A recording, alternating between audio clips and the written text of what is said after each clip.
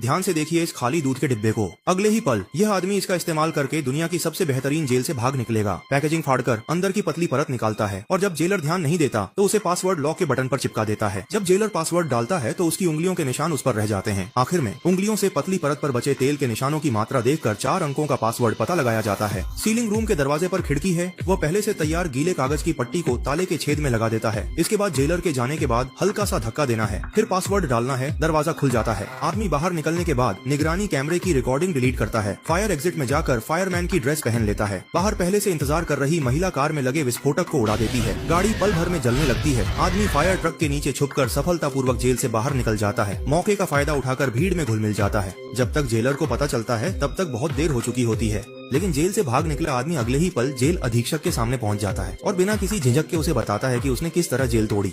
असल में उस आदमी का काम ही अलग अलग जगहों की जेलों की सुरक्षा का परीक्षण करने के लिए जेल तोड़ना है। 8 सालों में वह 14 जेलों से सफलतापूर्वक भाग चुका है और उसके पास इतना अनुभव है कि उसने इस पर एक किताब भी लिखी है। एक दिन एक खूबसूरत महिला उसके पास आती है और सीधे ही $5 लाख की पेशकश करती है। चाहती है कि रे CIA के लिए एक रहस्यमय जेल की सुरक्षा जांचे।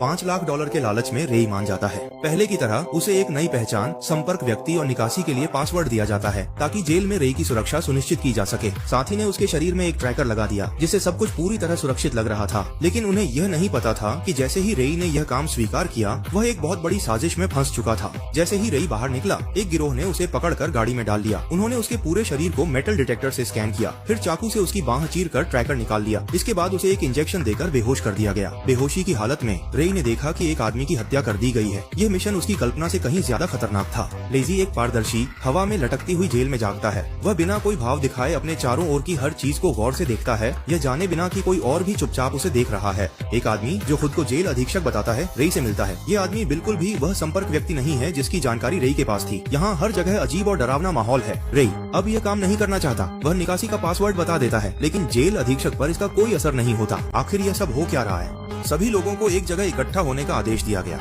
एक गंजा कैदी जोर जोर से चिल्ला रहा था, यहाँ कभी भी कोई मर सकता है और जेलर द्वारा कैदियों की पिटाई आम बात है।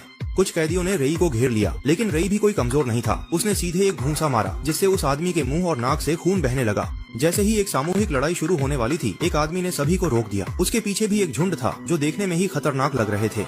वह आदमी रई के सामने आया, उसका नकली नाम पुकारा और खुद को लौटे के नाम से परिचित कराया। वह रई के काफी करीब आ गया, लेकिन रई साफ तौर पर उससे बात करने के मूड में नहीं था। लेकिन कोई बात नहीं, जल्द ही रई को उसकी जरूरत पड़ने वाली थी। इस जेल से भागने के लिए उसे एक बार सॉलिटरी कन्फाइनमेंट जाना होगा, जो गलती करने वाले कैदियों को सजा देने के लिए है। लौटे ने जुबानी हाँ कर दी और अगले ही पल उसने रई को एक घूंसा मारकर जमीन पर गिरा दिया। दोनों में मारपीट शुरू हो गई, लेकिन